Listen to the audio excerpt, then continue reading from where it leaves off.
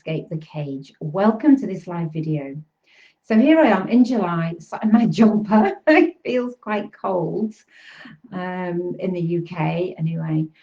But I believe we're going to get some hot weather in a couple of days.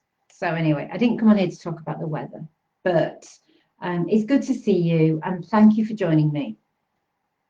I wanted to talk about anxiety because I suffered from such crippling anxiety for many years, and it completely restricted me. It restricted my life. So that's what I wanted to ask you is, do you feel like anxiety is restricting your life, that you have to have everything quite controlled, otherwise your anxiety kicks in?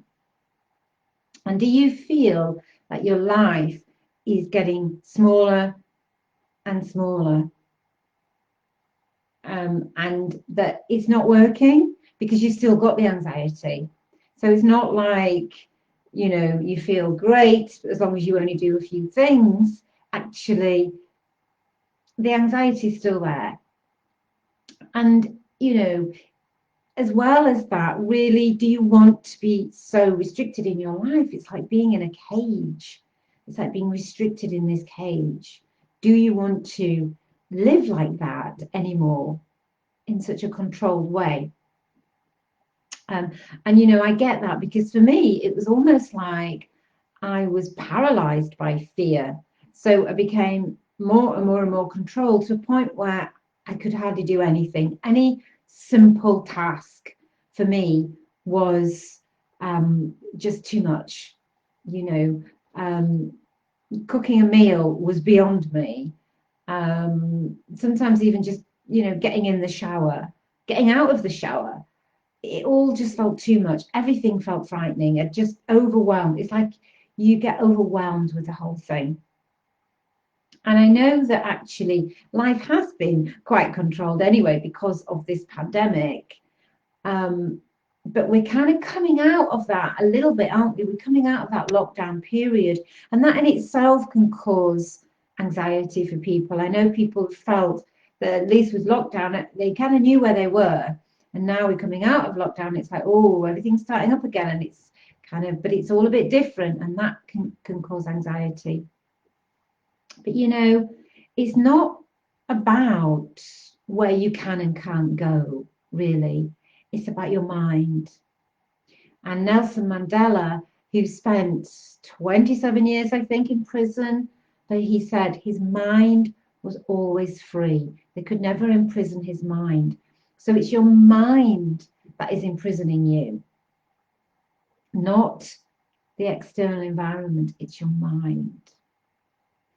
And I had this image of like, you know, the picture on this group is this cage with the door open. And I had this image of a bird who's been in this cage for such a long time. But actually, the door's always been open. The bird could have always flown away.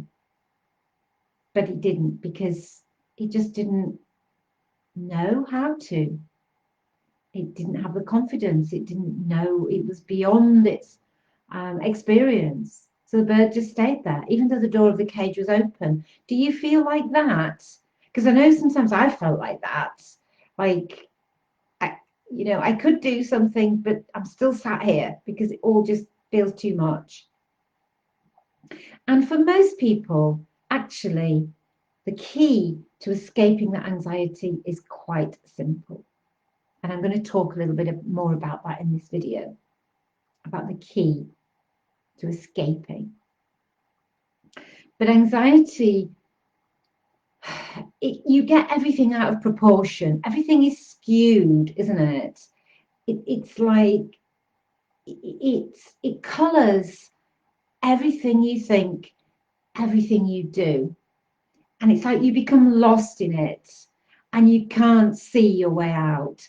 And it's like your thoughts are and your beliefs are holding you hostage. And, you know, like I say, I lived like that, and my life was becoming smaller and smaller and more controlled. And yet life is precious. Life is finite. Don't you want to live a full and free life?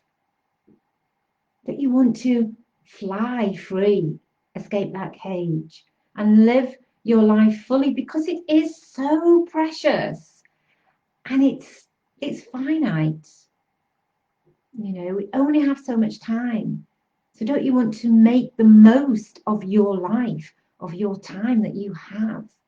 Isn't it worth doing something so that you can make the most of your life?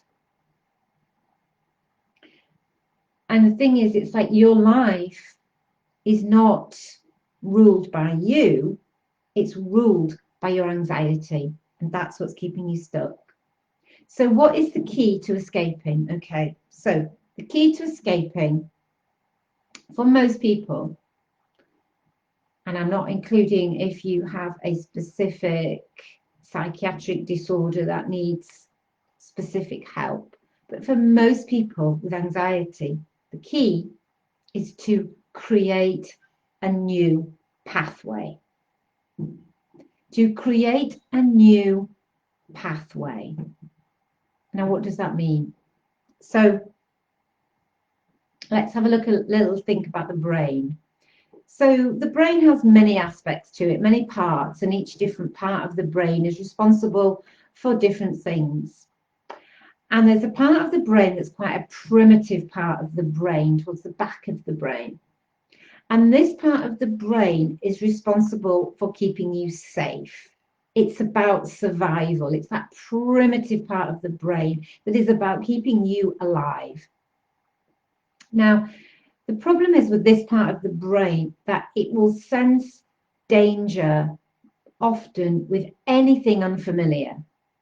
So anything unfamiliar, no matter what it is, it will sense danger.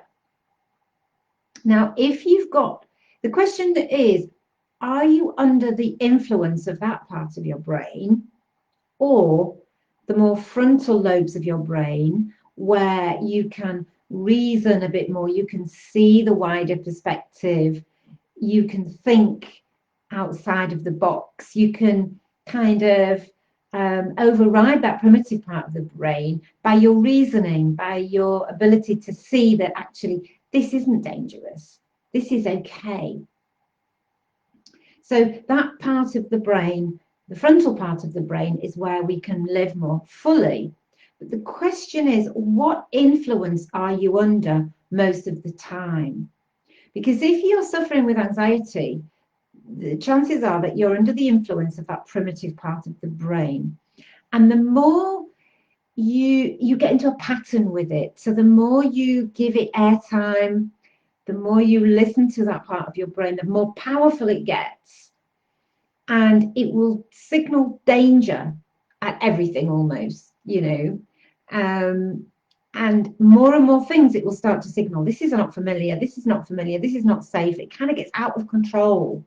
And what you're trying to do is to control your life, your external life, to stop that part of the brain going danger, danger, danger.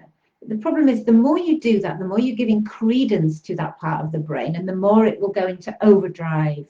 So it becomes this vicious circle that you're seeing danger everywhere. And when it signals danger, it sends that message to your body, to your hormones, to those chemicals, and you get those symptoms of anxiety, don't you, where you feel the chest tightening or the stomach churning or that tightening in the throat, and then there's longer term issues that you get where your immune system is affected, your muscles are tense all the time, and it's all this part of the brain that's in charge.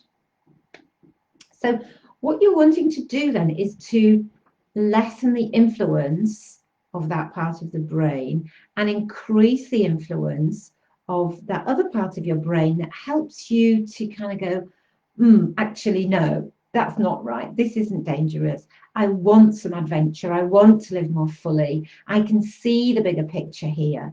You want to move into that part of the brain. But you can only access that part of the brain when you are feeling more balanced, more centered, more relaxed.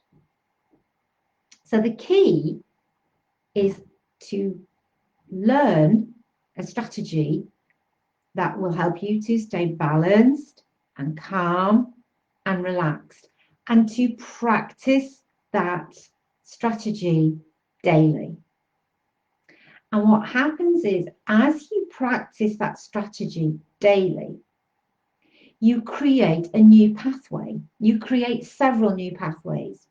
You create new neural pathways in your brain that take you away from the primitive part of the brain that's signaling danger to the other part of your brain that's saying that the frontal lobes that can see that wider perspective. So you start to change your actual neural pathways within your brain, and there's been research done that you can, that the brain is more changeable in adulthood than we think. So you change and you become more under the influence of the frontal lobes, less. So your brain is signaling that the part of your brain that's signaling danger becomes less active. It calms down, and you can access that other part of your brain where you can see things more clearly. Also creates new pathways in the way you think. So you start to think differently. You create new thought patterns. And so what you're doing is you're creating all those new pathways, and then your body kind of goes, oh, we can relax. You know, the brain goes, it's okay. Maybe there isn't danger around every corner. The body relaxes, the muscles relax, the breathing relaxes. And that, again, you get that virtuous circle where that calms the mind. You're able to see the bigger picture. You're able to think more clearly. You're able to embrace life in its fullness without the danger signals all the time. But the thing is, that's a process. It takes time to go from being, danger signals all of the time to feeling calm and happy and joyful and excited about life. It takes time to create those new pathways. And so it's constant practice of these strategies that help you feel calm and balanced and relaxed. And you have to kind of keep going. And sometimes what happens is when you start that process, you can't even start the process because your primitive part of the brain is saying, well, this is unfamiliar, this is dangerous. So the very thing you need to move you forward, your brain is saying, no, you can't do that. That's too dangerous. It's too dangerous. So, and it fights back. So break it down. Take one step. So watching this video is one step. Perhaps it's helped you just to see a little bit more clearly what's going on and give you an idea of a path that you can take forward. And this is what I work with. So if you want to take the next step, if you're more interested in finding out about how you can create that strategy to keep you balanced and calm and keep you on track and do that practice regularly, then you know how to contact me. So just break it down into little steps. So you trick this part of the mind thinking, okay, that's okay. Well, that's fairly safe, I guess, and that's fairly safe, and take one step at a time. Otherwise, it holds you prisoner. You might as well have the handcuffs on and not be able to move. Have a ball and chain attached to your ankle and not be able to move, because your brain is holding you prisoner. Your thought patterns, the patterns in your that are working in your brain, your neural pathways, all of that is keeping you prisoner. And we want to learn how to create a new pathway. And a new pathway starts with one step and then another step. And as you create the new pathway, and I always have that image of that pathway through the grass. So, if you walk one route through grass, it will create a pathway. So if you want to stop that old pathway, you need to create a new one, and you walk a new pathway. And as you walk the new pathway, the old pathway starts to disappear. So it's that's the key. And it's simple, but it's not always easy to do. You know, things that are simple are not always easy. But sometimes we overcomplicate things. So all we need to do is find that way of balance, finding balance and calm.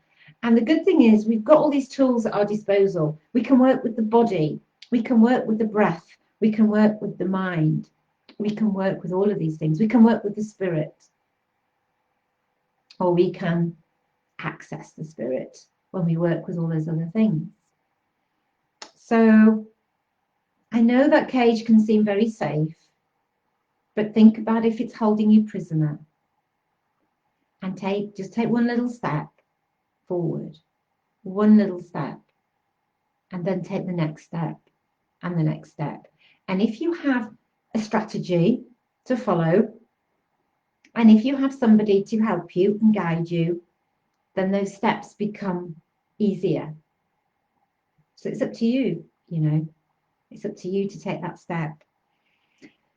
So, you know, your life is awaiting you, the fullness, the life you're worthy of. And it's really, it's worth, isn't it? It's worth it, just taking those small steps to break you free from that cage. So thank you for listening. And also to remind you that we are going to be moving to a new Facebook group in the autumn. So you'll get lots of information about that, because I really want to talk about anxiety. It's really important, but I want to talk about it in a bigger context, the context of midlife women reclaiming our identity. Very exciting. But anxiety is also a very key part of that. So we're still going to be talking about that. So thank you for joining me. Thank you for joining me live. Thank you for joining me on the recording, and I look forward to seeing you in the next video. Love and light.